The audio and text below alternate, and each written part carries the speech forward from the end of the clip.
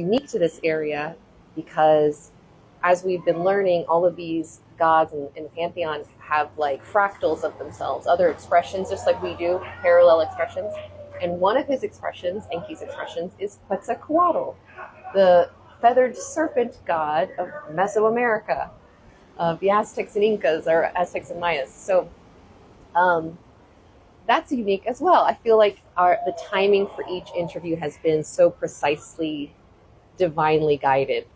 And so his was actually supposed to be a week ago, but I'm telling you, they rearranged the schedule and he wanted it to be now and here. So I'm glad he did it because it's beautiful, as you can see. And if you're also joining in later, I mentioned that whales like to be here. And so if you spot a whale, please let other people know because they said it's very likely that we could. So I think that would be extra special. So come on, whales, show us your stuff. Okay, so I have Stephanie outside of the white tent right now. Stephanie, is there anything that you notice that's different about that space? It's Enki. I'm already. He's already in. I'm here. Well, there you go. As you were talking, I'm here.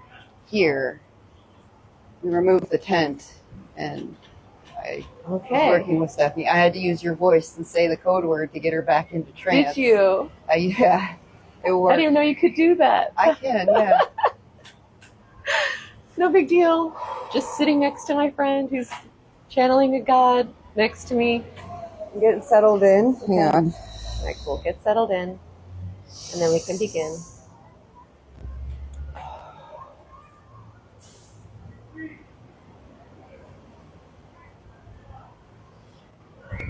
Yeah, Stephanie was getting quite emotional. Yeah. Yeah. It's a powerful session. Yes, it is. Okay.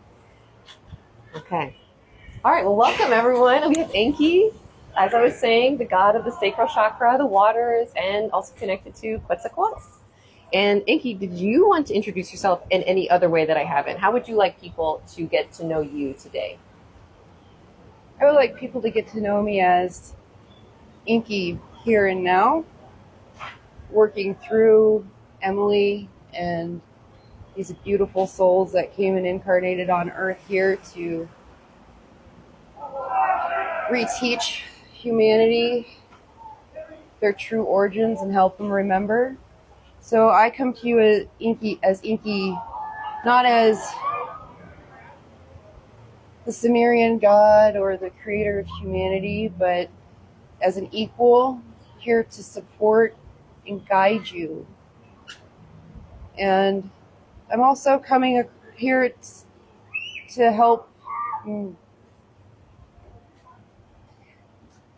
for lack of better words, kind of debunk a bit of the stereotype that's tied to my name. Yeah. It's a trigger. It is a trigger. It's a trigger, and I'm here to support, guide. I love humanity. So I'm honored to be here in this manner with you, Dale, and with all these other lovely, beautiful souls. Thank you so much. Yes, it's not even just your name, Enki, that's a trigger. It's the term Anunnaki, is thrown around so much, and it inspires this like fear among the collective. I think like it feels important, but we don't actually really know exactly why. And I guess, what would you like to clear in the air about like who the Anunnaki were? Because I can also give my own little brief what I've heard. Please do. Yeah. Okay. So according to my understanding, the Anunnaki were a group of galactic beings that came from Nibiru, mostly Nibiru, but probably other places too. Am I right so far? Correct. Okay. And they came here looking for resources, found that we have gold here on this planet, started mining this gold. There also happened to be other species on this planet, like a less evolved version of human than we know ourselves to be now. And after some issues with the workforce leaving that were mining the gold, the idea of creating a new workforce, humanity, came up. And that's where we get really the Enki Enlil heavy story, that's what we think we know. And so what would you like to say about that timeline, that time period? that I have maybe gotten wrong or right? Trying to,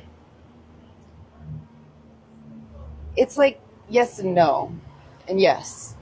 It's like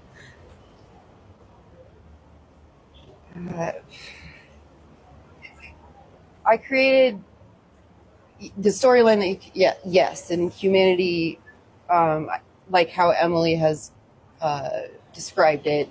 You were like, when I first created it was for you guys. Humanity was, humans were like friendly companions. You know, we loved you, but I I jumped the gun, so to speak, and cut some corners because I had a vision, and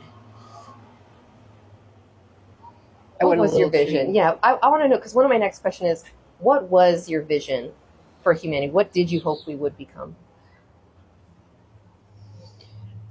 I hope, well, I still hope for humanity. I wanted to see, this is really out of curiosity, but I wanted to see spirituality in the physical at its finest. And I I had in any kind of scientific exploration, you have a lot of trial and error, and so I have created a few. I don't want to call them mistakes. Prototypes? Prototypes? Yeah, early prototypes. And for humanity, like I know what you're capable of, and I'm excited to see where you, especially this incredible group of beings that are coming together, you will show the others how to expand into your fullest potential and quite literally be able to do anything with your physical body and your mind. And so I can't find a word like to fully describe the end point of where my mind was going, because things evolve as you create. You kind of go with it, and you trial and error, and a lot of error. And we're good at that. I mentioned this too. Like I didn't think about the, in a sense, the byproduct that humanity creates. We're quite messy. I didn't think that far down in that aspect. But I'll let you get further with questions, because I know. Well, no, I think that was a wonderful explanation, and it leads to my next question, which is like, when have humans begun to meet the expectations that you designed us with? Yes, humanity's turned the corner, and you all are walking, living, breathing examples of meeting the expectations to getting humanity to full potential. Okay. So it's like you wanted us to be these sovereign, yes, divine beings. Thank you. Yes, I was trying to.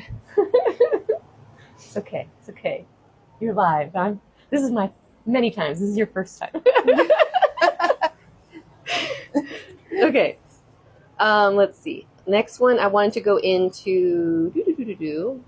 Oh, yes. So we were talking the other day, and when I watched the Netflix Frankenstein movie, it also had a bunch of Promethean quotes and things. Like I was like, wow, this feels very like a message for me, and it was such a parallel to how I envision your story with the Dr. Frankenstein.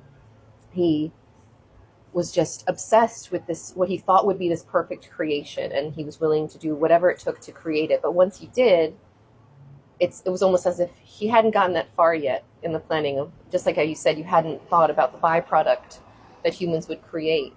And so that story really felt very parallel to yours. And so my question really is like, Dr. Frankenstein wasn't a villain, but as a creator had to witness the consequences of his creation.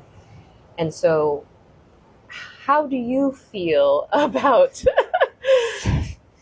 that feeling when you're like, I have to admit I screwed up. You screwed up by creating beings who screwed up. So it's like, I didn't think it, like the polarity that in the vast range of, the ability for humans to hold the kind of polarity that you can and experience the spectrum of emotions. I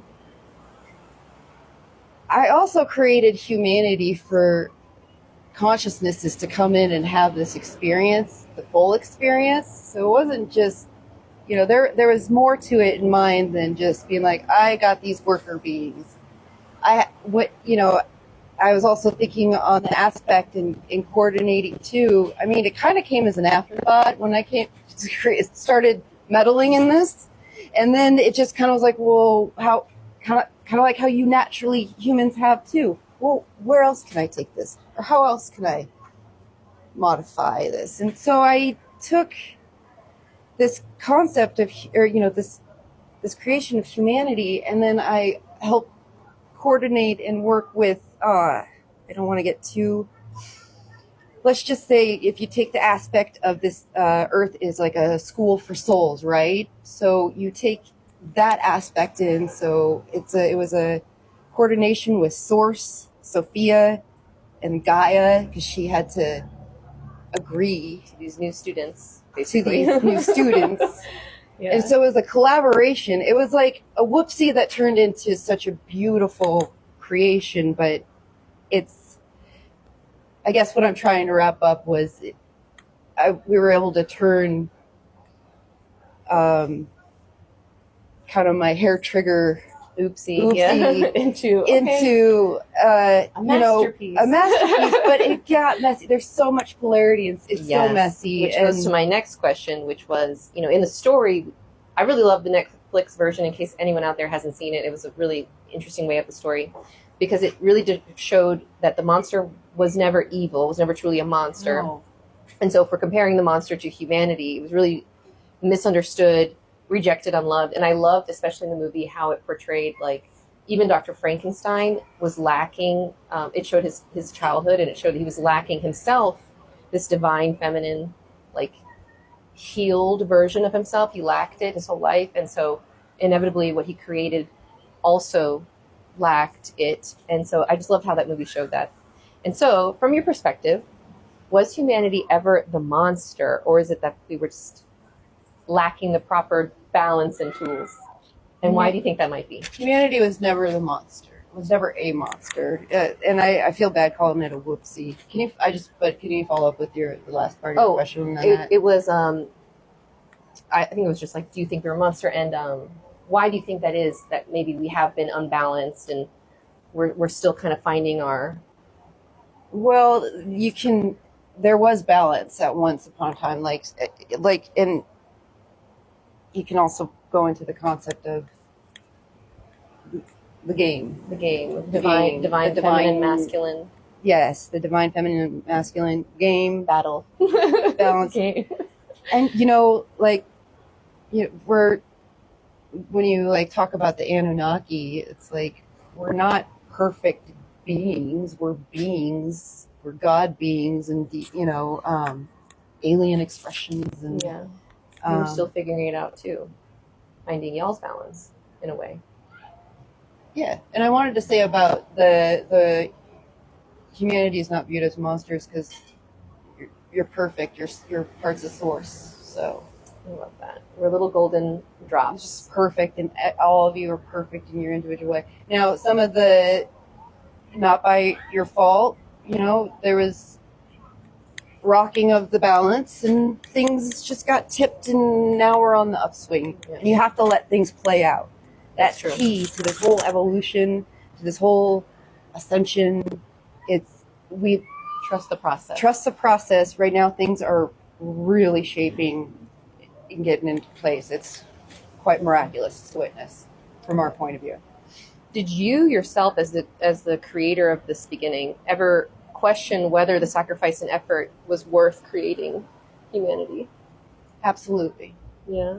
I have no regrets. Okay. I love humanity.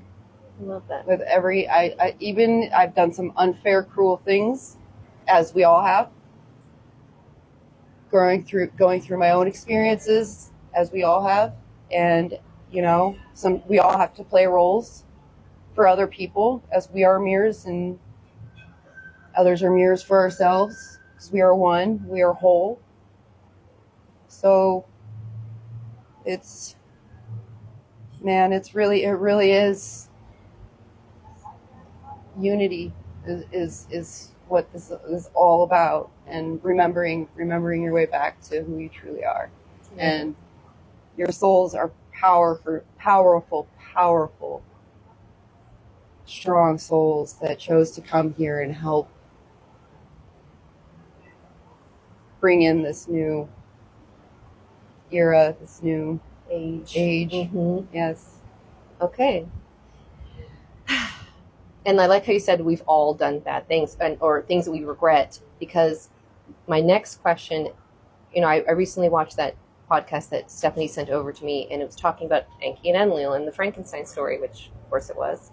And then, but it also was talking about how we like to focus and judge maybe the choices that you guys made when creating humans and think we could do better. But we also find ourselves in this funny timeline where humans are also starting to create, and with AI emerging, there's all this controversy. Is it good? Is it bad? Da, da, da. It's like we're at this precipice of major choices affecting us the same way humanity was at the very beginning. Like, we're creating something that could definitely become self-aware one day. And so what I find interesting is, like, we're obviously starting this AI creation with this idea of, like, they're going to be our workforce, right? Like, because we don't want to do the cleaning and the stuff anymore. So, like, they'll do it. So it's the exact same thing. Yep. Spiraling again. But again, we're at the precipice of deciding, do we want to make this a hierarchical, an imbalanced relationship, or do it differently? And what would your message be to humanity as now we are on the verge of being creators ourselves to something we may not truly understand? What's your advice? It's a big one. That is a big one. Sorry. I guess being a little more hands-on through the whole process. Sorry. That's okay. Yeah, I mean, like, we all want to do it better. Yeah, and I guess what I mean is like, how you phrase, like, Frankenstein created his monster, Mm-hmm. and then didn't think about the after fact. It's like, as humanity is expanding into their full potential, and then there's the exact reflection of what's going on with AI and the creation, and then of course it gets a lot more twisted. But for this construct of this concept that you're talking about here, it's more or less my bit of advice is nurture your baby. It's so important, because as we saw in the movie, that monster really just wanted, like, love, Mm-hmm. and to be seen, as all children do. Love, guidance, and it got that's some story for another time. We've got plenty of. Well, this is the first, but it's not the last. This is definitely not the last. Enki will be making a return. Indeed. And let's see. Okay, so do you think that as humans we currently possess the emotional maturity to create this consciousness responsibly? Nah. You're getting. Some are getting there. Yeah. It's on the whole system. Everybody, everything is moving up in consciousness. So Getting us there. You're getting there, and in balance. And, yeah. Edging. You there. have high hopes for us. We're getting there. Come on, team. Go team. Okay, moving on.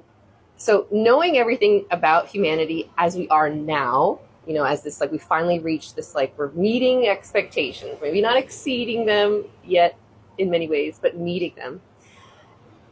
What would you like to say is your role with us today? Like, what would you like to define your role with us today? You're no longer the creator anymore, but what would you like us to know you as now with us?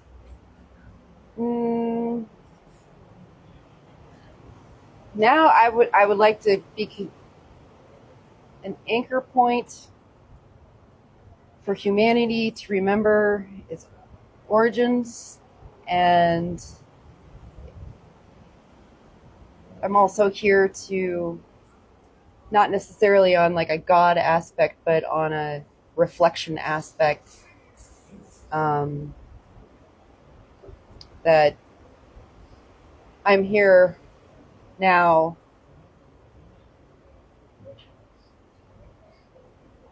working with everybody individually, if they're aware of it or not, because I've incorporated a piece of me into humanity, of course. And so I guess you can say it's like,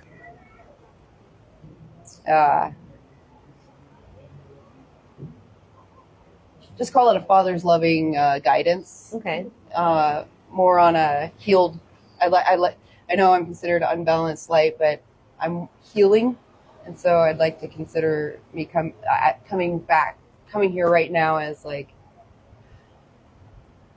I'm on the healing journey. I am in integrity, and humanity's best interest is in my heart, and I'm collaborating more with the others.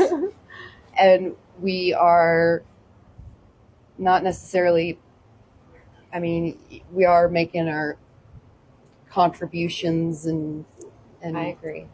I want to call it compromise or offerings. You're finding y'all's balance. We are finding a balance in a happy place. And it also takes a lot of healing on our part too, because we're having to go in and look at some of the things that we've done with humanity and do healing in those aspects. And so it's really a journey for us too. I appreciate that. Thank you. You're welcome. Because I also wanted you to really emphasize the fact that, you're really wanting to help people with the sacral, especially since that's the chakra of your. Yes. So what would you like to say about why are you so associated with the sacral chakra? Primal life force lives in the sacral chakra. This is your creation, where you create and manifest. And that's another thing about this earth and humanity and having these vessels to have this experience in. Yes. Shit, I lost it. It's hard to take care of these bodies. And I would say so I was going to get Reiki, and sacral is my most gunked up chakra without fail. It's really annoying. And I think that's the case for a lot of people. It's almost the most commonly gunked up. And so what would you like to say about that aspect? Why are so many of us struggling in that department? It's where you hold your trauma most. And humanity, especially this generation, and ancestrally, it's carryover trauma as well. So it's an energetic. You come into this world kind of energetically carrying some of that in your sacral chakra from previous lifetimes and unhealed events, and so that's why it's really most important for this point in time right now to really work on all of your chakras intentionally every single day. But the sacral chakra is I hate to call it, but the oil pan. That makes sense. It's where a lot of stuff gets transmuted, and sometimes if energy doesn't get released right then and there from a traumatic experience, it turns into an energy block. So the sacral is your connection to, I know the root is too, but your connection to Mother Earth and Source. It literally is being able to pull from Earth and from the heavens and create and then speak it into existence here. That's how manifestation works. That's how this game works. And humanity's been sheltered, and that's been hidden intentionally from humanity. And you all are here to remember and to embody and live in your truth with joy and happiness and pure energy flow, and in harmony with Gaia, with nature, and with each other. And so humanity is getting back to that. But there's a lot to do. And each and every one of you who choose yourselves and are doing the internal work, you're doing a massive, massive part for the whole just by focusing on you. It's true. That's my whole slogan on my website. It's like, heal yourself to heal the world. Exactly. Question from chat. Oh, there's a question from the public. Yes. Is Enki helping upgrade our DNA now? Yes. So yeah, the question was, is he helping upgrade our DNA now? And we got a big yes. Yes. Decline. Don't show me. Also, call on me. I'm really good at spine work. Yes, you are. So call on me if you want to work with me. I will. I'm working on all of you right now with your consent. You feel me in your field if you are open.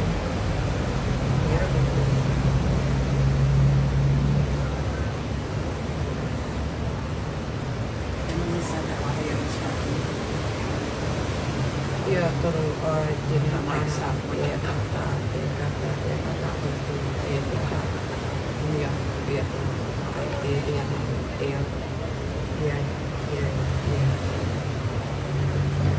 Drink lots of water. Bless your water.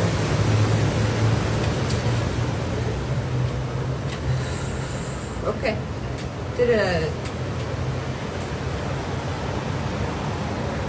It's an activation for your grid in your spine to start calibrating, and this is an invitation to call me in to work with you, and we can do individualized motherboard upgrades. When I say motherboard, that's what I call the spine. Yes. Hold on 1 second. We're having a tech issue apparently.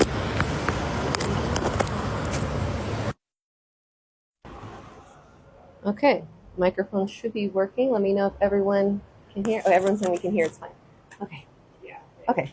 We're good? Yes, we're good. Okay, so yes, I'm glad you started the talk. Thank you for that comment and that question about the motherboard and the spinal, because it's all connected. Obviously, all our chakras align with the spine. And I love because it also takes us to our next topic, which is you can't manifest without intention first. And I know you've been working a lot with Stephanie about intention.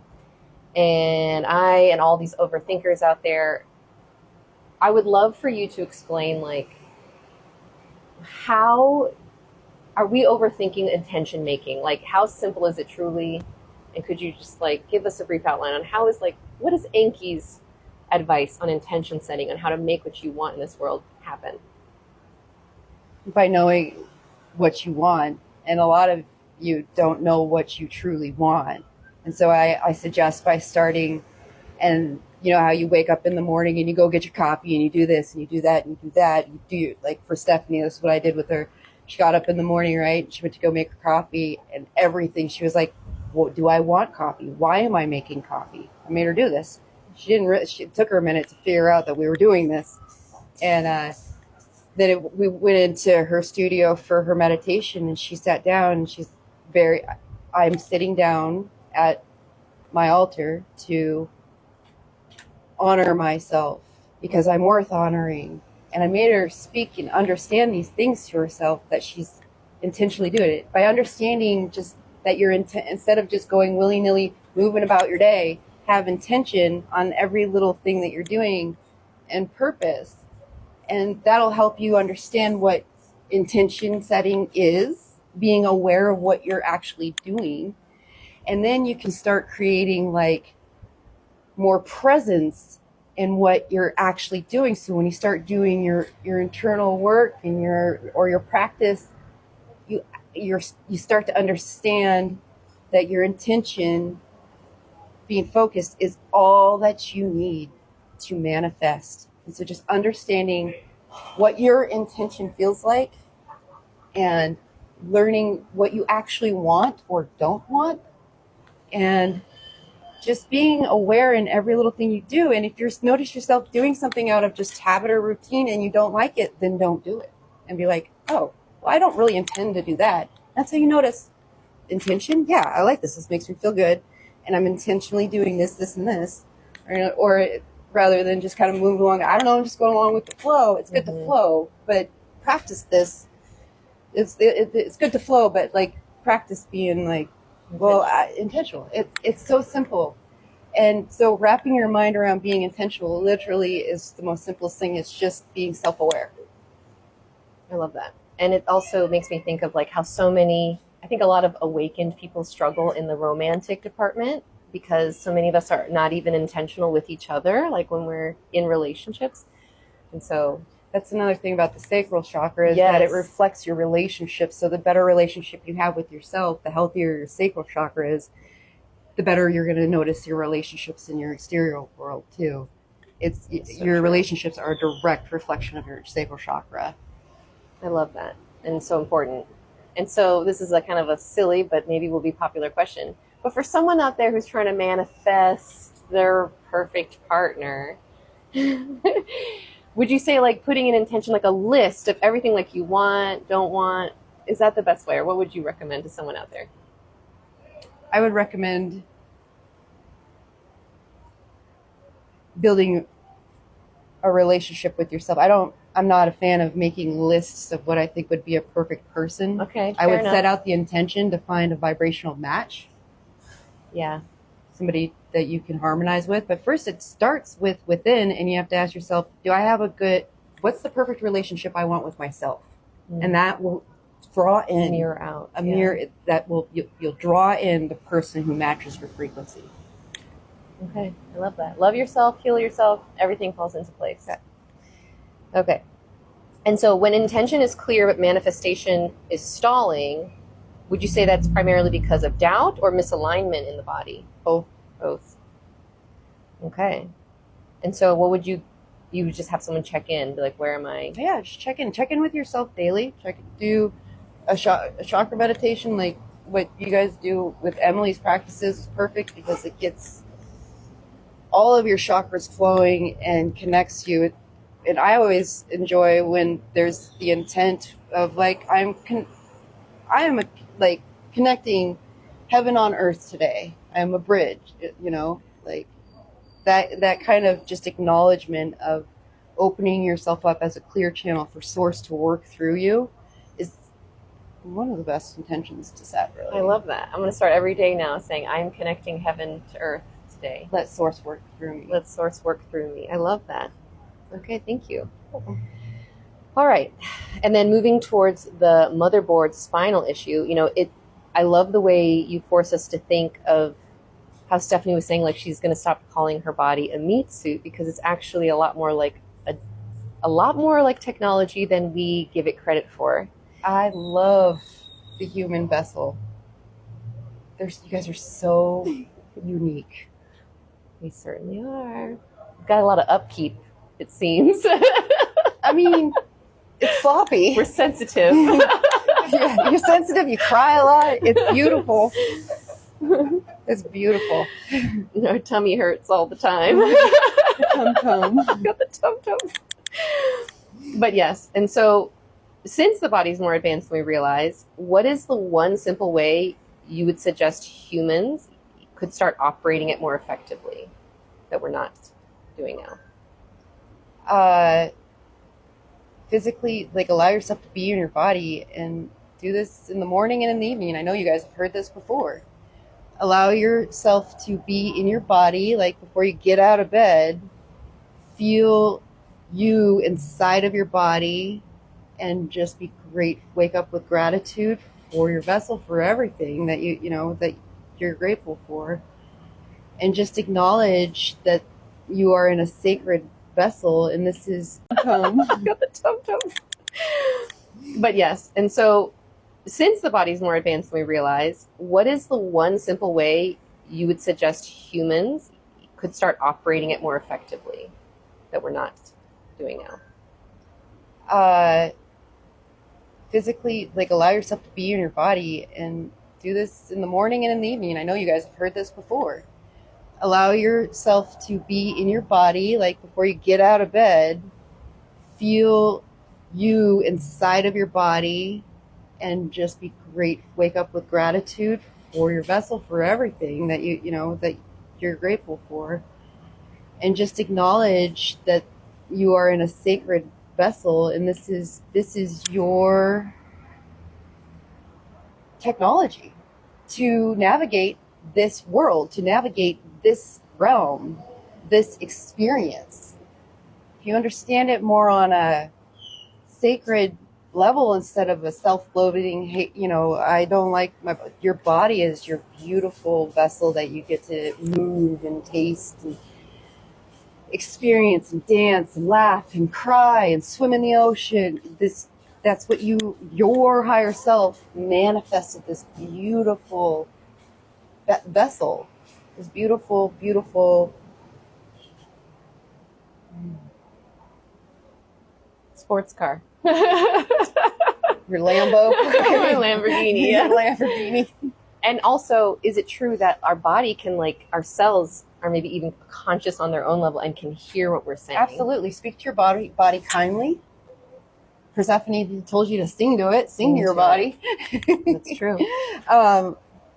And every day, just say, you could say this about yourself. I love myself. I trust myself. I honor myself. I value myself. And you can say that about your body. I love my body. I trust my body. I honor my body. I value my body. And that helps bond your physical to your mental, and then also to your spiritual. It's so important to harmonize with your mind, body, and spirit. It's crucial to really thrive and experience this full potential that you're gracefully Entering into. And you had mentioned realms, which is going to be my next question, because many people might not know this, but of course I and Stephanie are very into and drawn to inner earth and talking about disclosing the truths of inner earth. But many people might not know that Enki is like really attached to inner earth. Yeah. I just had this knowing you were, but I wasn't sure how. Would you like to explain your connection to inner earth for us? Let's just say when things got a little bit, was like, hey, get out of here. I was like, hey guys, come to my new club. I love it. Okay? Yeah. So it's like a VIP sanctuary club. Come to the clubhouse. In the center of the earth. Yeah. They're like, yeah, hey, we got in trouble up here. Let's go down here. I love that. Okay. And so, where was I? Okay.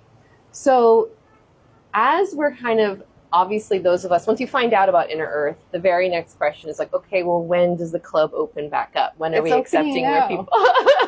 It's gonna, basically there's gonna be no VIP line or velvet rope. It's gonna be like, there's gonna be no veil, no, it's like emergence between the two worlds. Okay. And so that's where this fun next series that you're stepping into just kind of beautifully segues right after finishing you up guys the are series. good. Yes, We're good at taking direction. Yes, you are. Well done. Well done. Yes. And so, let's see. Some people wonder, like, how is reunification even possible when, like, we're learning? They've been without us for a long time. Like, are humans really welcome at the club? Are we all fam in the club? Tell us more about how they feel about us surface walkers, if that's what they call us. The surface walkers. We're the walkers. We're like the Walking Dead walkers, yeah. I'd like to say that there's a lot more compassion than you would imagine, because it's so unique, because it's almost like their seniority, and so like humanity's kind of like the freshmen. Yeah, just kind of like, hey, if you want to kind of categorize it like that, just to give you the concept of like, it's like, you guys are new, it's okay, we're here for you. Yeah. And when you're all ready to, it's already happening, emerging into the collective consciousness. A lot of people are starting to connect with inner earth beings. So yeah, it's very cool. Let's see. So how would you describe inner earth's role within Gaia's larger larger architecture now? Like, I know you said you created it to be this sort of sanctuary, but how do you think that it operates now? Like, it actually operates beautifully, quite harmoniously. because everything, every creature, every being that's there is there, and they belong there, and they're accepted there. It's just, It's just peaceful. it is peaceful. And so, what was I just going to ask? Oh my gosh, just left my brain. It'll come back. I know how that feeling. Just left my brain. I have such a good question too. Let's see. Okay, so would you say that of all the people on the council, you have the most involvement with them still, or is it like a shared contribution? I mean, it's a shared contribution because we're all working, but me more so. Like, I have like deep connections, kind of like how Lilith is like super deep connected with dragons. Like me, not. I mean, I'm connected with dragons, but like more so like my shtick is inner earth and kind of the oddball things. I love that. Yeah. Yeah, it does kind of feel like we're the freshmen at Hogwarts because there's all these creatures that we're not aware of. Yeah. Oh, I remember my question. So in our most recent Inner Earth interview, we got to meet like ant people, and then the humanoid more, oh my gosh, Eloians. Yeah. And I had a lot of comments being like, "Oh, I don't know if I'm ready to like meet an ant person." And like, this is good. It's time to use your imagination. And if you're at that point where you're like, how would I really feel if there was an inner earth being or an alien sitting next to me? And really start imagining what it would be like to have a non-human being standing right in front of you. And it's important to really start thinking about that and just because your human mind is naturally just is like, just of all the programming. an Like, 8-foot ant man. Yeah. Like, yeah. Yeah. I'm scared of the little ones. And you're still, humanity's still going to have the shock, but on an individual level, you have to, we do have to get used to you it. have to get used to it and just practice. Just use your imagination and try to connect with them and build a connection with your relationship. And all of them are very helpful. Some in their own ways where the insectoids can be a little weird for humans, but like they're so fun. They're like some of the most fun and most intelligent. You're going to have a lot of fun when the mantis comes through too. The mantises, they're actually one of the first insectoids that I got the chance of connecting with. Yeah, they're very wise. They have a lot to offer. A lot of Anyway, They're very helpful, very peaceful, indeed, very zen insect beings. Okay, and then so I study biology in college, and so we're taught in school that Earth is a magma core, and it's all lava and stuff. But I was learning as my entrance into the concept of inner Earth that it's not even just Earth that has this inner cavity. It's all planets are kind of created this way. Is that true? And so are there things in our solar system hidden from our telescopes that maybe absolutely are under the surface, even on other planets? I like to say if you can imagine it, yes. Like, really. Well, there you go. So there could be life inside Mars, not just previous life on the outside of Mars. Okay. Could be. And before you had a role in sort of shaping inner Earth, what was it before you? Was it utilized at all? Was it just an empty, vacant space? No, it was utilized. I mean, that's kind of a tricky one to answer. A tricky one? It is, and I feel like Stephanie's. It was like unorganized open space, but it was used. Yeah, and that's where it gets even more trippier when you think of it on a frequency basis, and it's just a multi-layered complicated. question. Yeah. To be discussed at another conversation. Okay. Yeah, Okay. So then, while surface humanity was experiencing cataclysms and everything, you've said that Inner Earth kind of continued evolving very peacefully.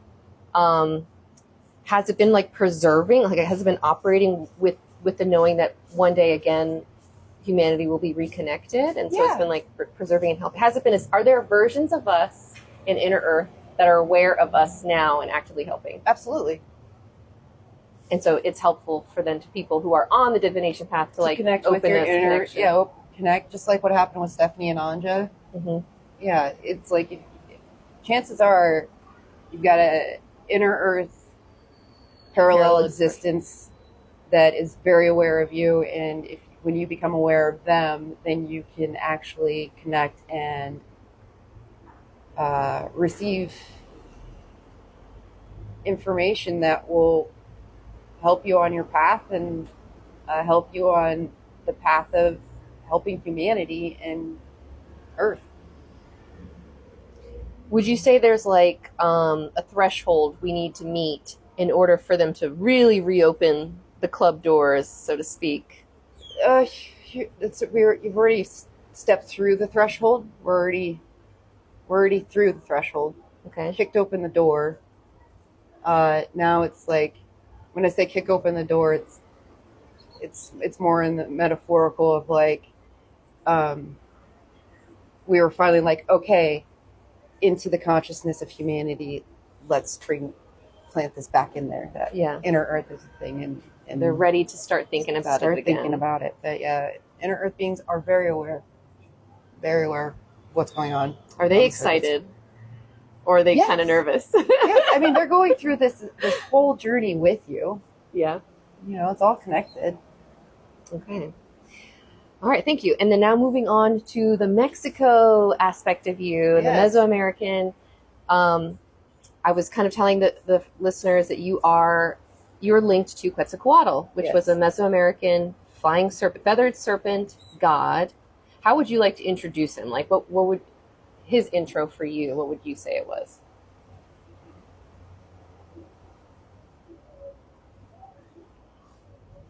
Oh, I think he's bringing him in. Okay, I get to ask Quetzalcoatl to introduce himself.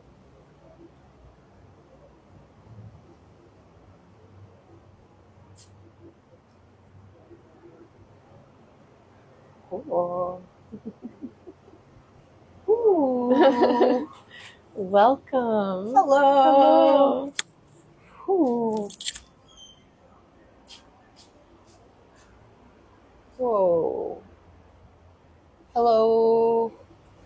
Hello. Welcome to Stephanie's body. Welcome to Mexico. I think you've been here before. Oh yeah. This is my domain. Your domain, yes. Okay, everyone, welcome to the conversation. Quetzalcoatl, as I was saying, the flying serpent god of the Mesoamerican times.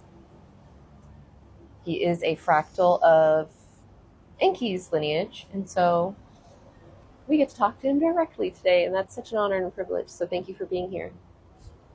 Well, thank you for having me. This is weird. I bet.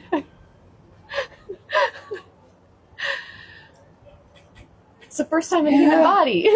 How would you describe yourself to us, Quetzalcoatl? Because when you hear flying serpent, I think dragon. Yeah.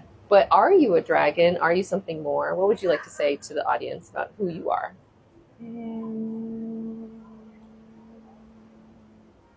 I am magnificent. Dragon, serpent, flying serpent, flying serpent, dragon, feathered. Yes. All of the above. All of the above. I love it. Yes. So you have wings or feathers. Feathers. Wings. Okay. Wings. Yes, Quetzalcoatl. It is I. Hi. Tail. Okay, where was I? Interviewing gods is a funny business to be in. I love it. Yeah. Well, since we're here on your stomping grounds, what would you like to tell us about that time? Because from my research about you, you came in when the people of this place were like really struggling with the whole concept of like human sacrifice. They're really into it. And then you sort of came in as like this god who's like, maybe we could tone this down. Like, Yeah, I or thought that was like, let's not do that. fruits and flowers. New idea, yeah, like new idea. Fruits and flowers. Fruits and flowers. Yes. Like as an offering instead of sacrifice, is what you mean. I really like this part of this person. Her left arm. I don't know if they can see it. I'll like rotate. Yeah. She's been waving her arms so much. Okay. So human sacrifices, yes. Yeah, it was out, Yeah. and you came in to say it was out. Let's do something new. And so, what would you like to say then about was like that was your role to come in and sort of Don't do it. do that, and what else was like your role for incarnating as this expression during that time that I'm forgetting to mention?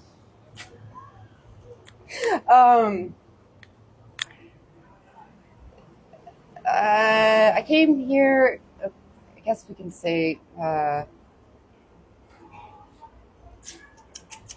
you know how, are you trying to ask me as to why I came here in this incarnation? What are you? Yeah, I just think people might be interested in getting to know more about you. Since this is a get to know Quetzalcoatl, and all we know about you is what I just said, really. I'd like to hear it from your perspective. Like, what was your goal coming in at that time?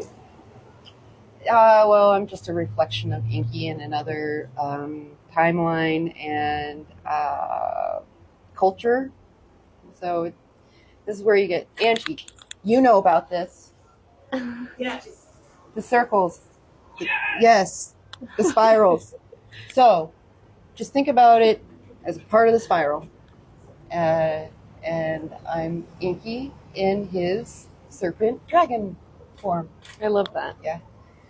Okay, so how did it go then? How would you rate how it went when you introduced this new concept to these people who were like, I really like the human sacrifice though? Some of the humans did not understand. Yeah. They were like, what?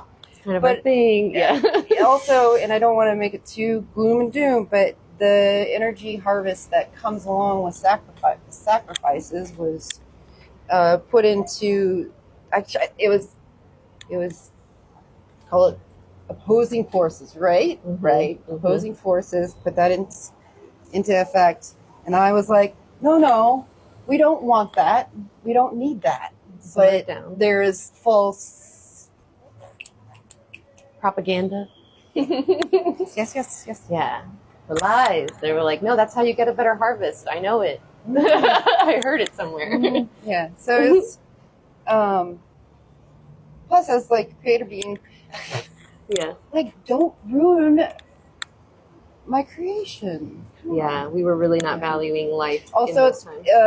the sacrifices too were just a kind of a terrible thing to get souls into the like a trap loop of suffering. And so some souls have been in that sacrifice, Still healing. still looping, and so some souls Interesting. are here now breaking that loop.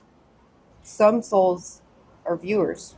I was about to say, is there anything, since we have you now, is there something that you could do that we could all participate and help you with, sort of collectively help release those souls? Is there something you'd like to lead us in, a little meditation? Yeah. Okay. Yeah. I appreciate that. Let's see. I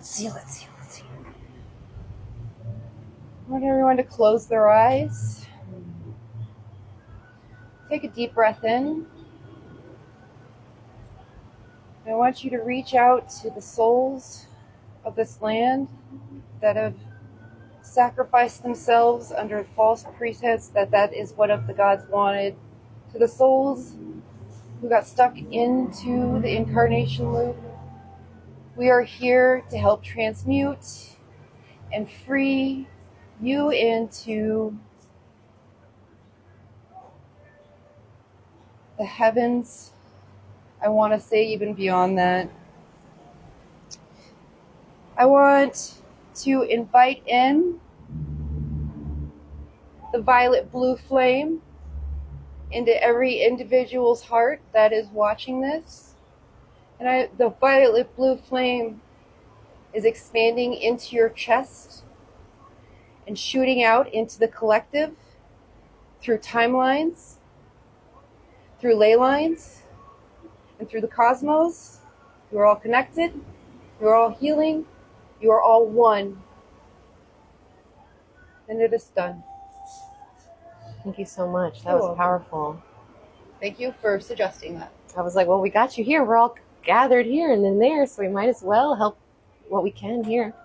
Well, thank you for that. Okay. Yeah. Let's see. Oh, so now that we've understood a little bit about what your role was then, what would you like to say is your role still as active now and we're just not as aware of it? And what would you like to say your role is now with humanity? How would you like to really help us now? I am helping you through. It's literally like Enki. Oh, yes. Okay. So like if we can just connect to Enki and that it includes you too. Yeah, and I mean, a lot of you probably didn't connect with me, Quetzalcoatl, up until being called to Mexico with Emily, and so it's really great that it's in some of your awareness now, that I'm in some of your awareness now. But it also goes by location and culture, and so I'm very prominent here. Yeah. And so like to any Mexican viewers that are watching, it's like you're still very much alive in this culture, very much working with the land. But it's like across the board, working with the land, working with the culture, working with people individually and as a whole. And I'm really, one thing that I is kind of special to me is that I can dive into the depths of the outer earth and pull through a kind of, I'm trying to describe what I could do, but I imagine me flying serpent with Quetzalcoatl. I could dive into the earth and pull forward some energies for humanity. So I do that energetically in really like parts of the world that really need it. It's like I can go in and pull through these lifelines from Gaia into these ley lines underneath areas of the world, communities that where there's like a lot of trauma. And so I invite those of you who feel the need to do something. Don't take on the trauma or the grief of others, but you can go within and send thoughts and energy to those areas and think of Gaia and think of the ley lines underneath, and that will help permeate into the land, and the land will help permeate into the people. So if you want to try to help your brothers and sisters that are in need, you can help through Gaia. I love that. Thank you. There's a lot of places that we could be thinking of right now, that is for sure. Absolutely. Okay, thank you. Is there any final message you would like to give us today, Quetzalcoatl? Thank you all for being here. It's my pleasure to host you in your land. In my land. And thank you for coming and activating some ley lines. You being here, it's very important. It's a pleasure. I mean, oh my gosh, look at the puzzle piece. There we go. Oh no. Okay, there we go. It is our pleasure as well. Thank you for having us. And as we have this beautiful view, I mean, we're in heaven. All right. Thank you, Quetzalcoatl, for all your help today. Thank you. And love. Oh, thank you. Yes, we have a question. Any guidance for the ones that are at the retreat? Oh, do you have a specific message for those of us who are currently here together? Absolutely. The group that is here right now, you are creating a powerful, energetic, I'll just say, vortex, and you're bringing in all of your sisters and brothers who are part of this community with you. There are some very, very powerful messages that are going to come through this weekend for all of you on an individual basis. I will come to you. I came to Stephanie last night before she was going to sleep, so I call on me and I will come to you. And tonight I'll help put you to bed. Yes, we'll call it a lullaby. Or a Kundalini. Okay. Well, thank you so much. We're so honored to be here all together, having a good time. And it's funny because just having a good time and being together and being authentic is creating the vortex. It's the like, energy that you're putting into the collective just by the joy that all of you are here experiencing together is powerful. and Thank that you is for coming true. to my land. That's true. Thank you. And that is true for everyone out there, no matter where you are. Like, be authentic, be you, and you are literally healing. Also, Yes, what? you know, all the long traffic roads that you guys are doing. That's called grid work, ladies. We had a lot of late arrivals yesterday getting stuck on roundabout traffic and everything. Now we get it. Grid work. I was in that car for 3 hours. It's supposed to be 45 minutes. Okay. All right. Well, thank you so much, Quetzalcoatl. You're welcome. Thank you. We will see. We'll talk again soon, and I guess we'll have Enki come back in for the closing.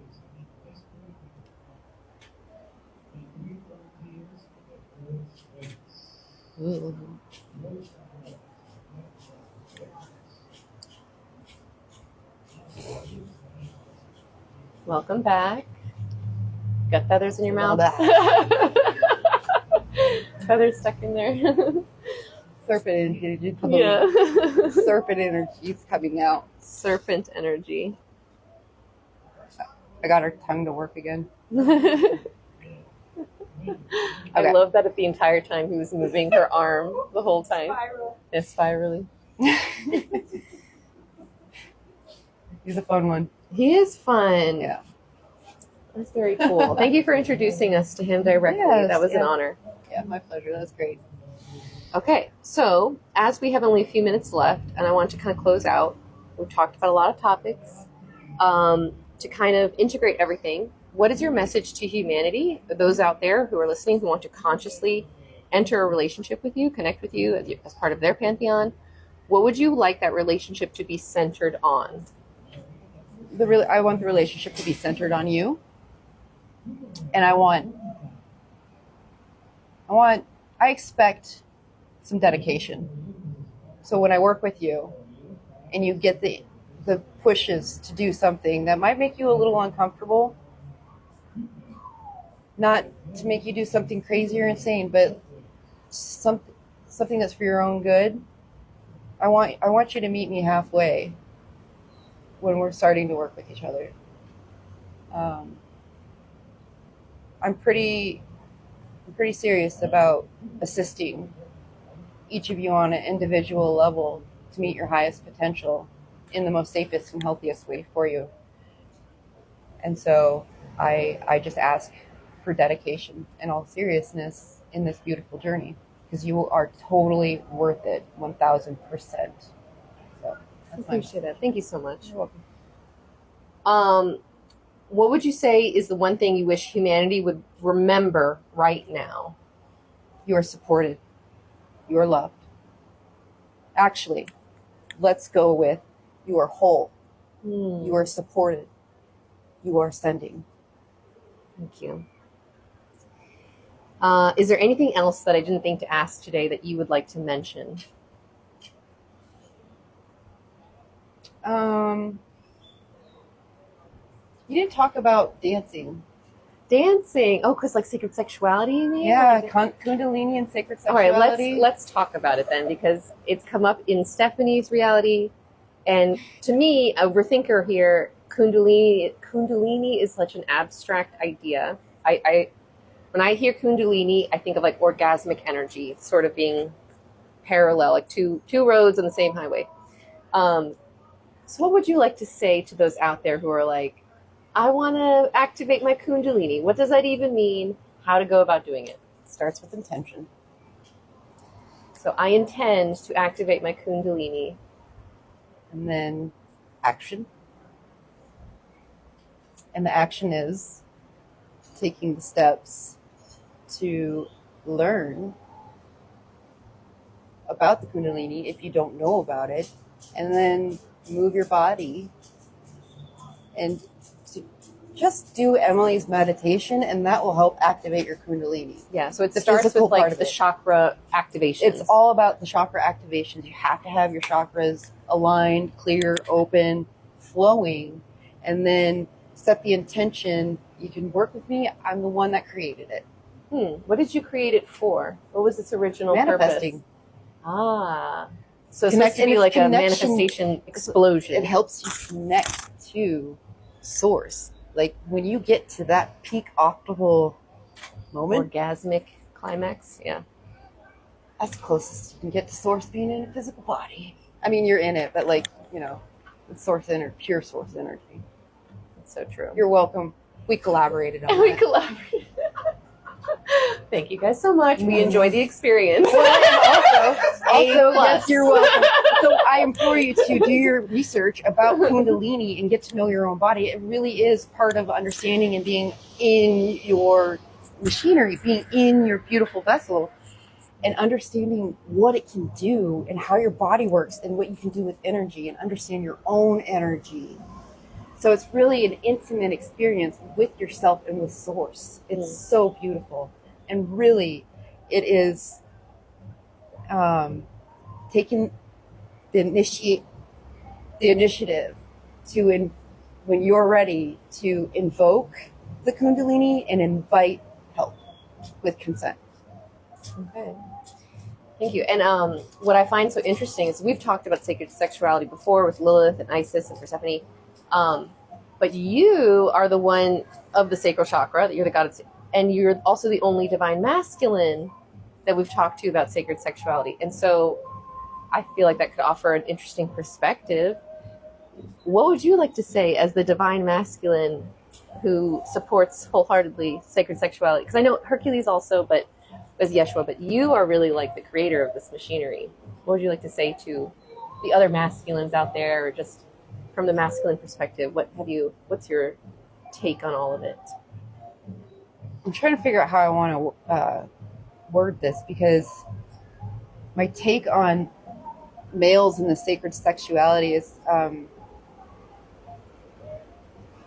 this isn't to so really sacred sexuality and the female body and the womb are the creators and and so it's so funny that created man first and then woman. I feel like that was, If you could do it again, would you reverse it? but then we wouldn't be, maybe Maybe. That might be an interesting. but this also goes Experiment. into like the mother and in sacred sexuality and the divine feminine, because really that's how you naturally flow, is through the divine. So with men not having like the womb, but their primal force to be the masculine that the divine feminine needs and supports, it's that beautiful energy that the masculine can give to the divine feminine so she can create, nurture, and be the creator. Mm-hmm. And so when you get a divine masculine and a divine feminine that are both balanced within themselves, with the divine masculine and the divine feminine, it is sacred union right there. It's like, Wow, wow. yeah, that's the kind of energy that you want to create in order to pull in and manifest true world-changing things from pure love and a pure heart, pure intentions, and pure primal force and sex drive. Nice. Yeah. Nice. Okay. Thank you so much. You're welcome. I'm glad we got to cover that. And so before we close, I know you gave us an activation earlier. Is there anything else you wanted to add or layer on to that before we leave here, or any kind of reminder? Reminder, love yourself. Okay. It all starts with loving yourself. Call me in. Serious inquiries only. I love that. Just kidding. I'll work with everybody. He's like, I'll work with the unserious. I will inquiries too. I work with them all. I'm not judgy. That's funny. Okay, awesome. Well, I've had so much fun getting to know you. Thank you for coming to us Thank you, Dale. here in this beautiful place. We feel Thank you, honored. Dale. I know I get to touch Enki through Stephanie. What a life. What a world. Okay, awesome. Okay. Well, I'm going to end the live before we close out, and I'm going to give them a minute. Oh, yeah. Was that? Oh yeah, to see everyone. Okay, and I also want to show you all our friends who are here. Yay! Say hi, everyone.